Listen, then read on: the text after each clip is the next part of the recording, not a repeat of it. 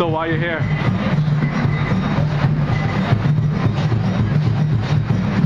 I don't know where to start. I mean, I'm here with Food Not Bombs because we have food, because there's surplus food, and figured a lot of these folks are hungry. So we're here in support of this, I suppose. Oh, what is Food Not Bombs? Okay. Food Not Bombs is a grassroots, decentralised sort of disorganisation that rescues food that would have gotten thrown away otherwise. Should I look into? Sorry. Should I look into the camera, or should I look at you? Both. Whatever. Okay. Whichever you feel. All right. They rescue food that would have gotten thrown away otherwise.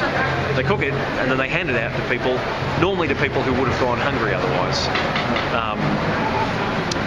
And it's always vegetarian. It's usually in public spaces. It's usually a public act. It's a way to create a new public space or a different kind of public space, one that's not kind of constrained by the transaction, because it's food that we're giving out for free to whoever wants it. Okay. Yeah. Okay, what is this? Well, I think if there were 300 people here, you'd get 300 different answers, and that's sort of the beauty of it, and the opposite of beauty of it. I don't know. It's a diversity of things. And that's the beauty of it, and the shortcoming of it too at the same time, I suppose. Okay. But it's a protest. It's gotten bigger over the last week, which is impressive.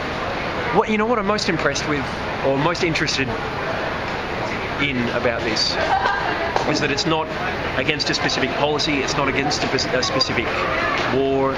All the actions I've ever been involved with up until now have been, an anti-war march, or they've been Food Not Bombs. There's been a specific action that's been involved. There's been a specific action that people have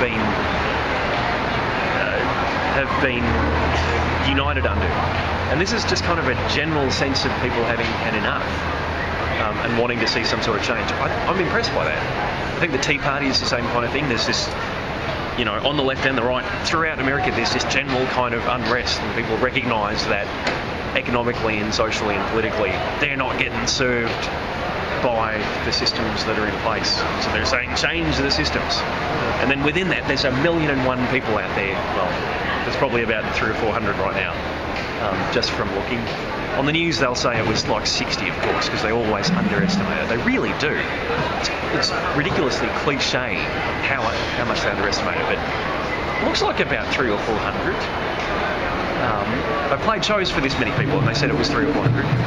So there are 300 or 400 people here with 300 or 400 slightly different takes on what's wrong with the systems of social regulation. Yeah.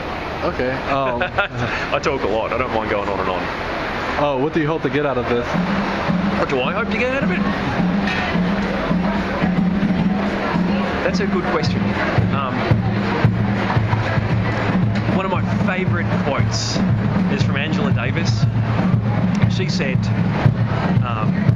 just recently, she said, about the 60s, about the movements that she was involved in 40 years ago, she said, the battles that we won were not the battles we thought we were going to win. And she was reflecting on what they thought was going to happen. In the 60s, they thought capitalism was going to get overthrown, or, they thought patriarchy was going to get overthrown.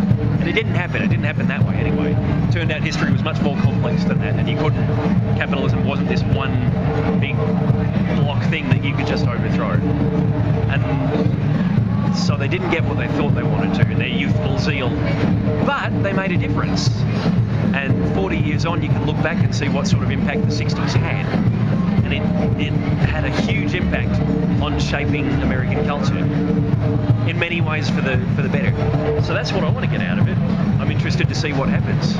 Okay. I'm interested to see in 30 or 40 years what this movement has become and how it's shaped American culture. Okay. Yeah. Thank you very much. No worries.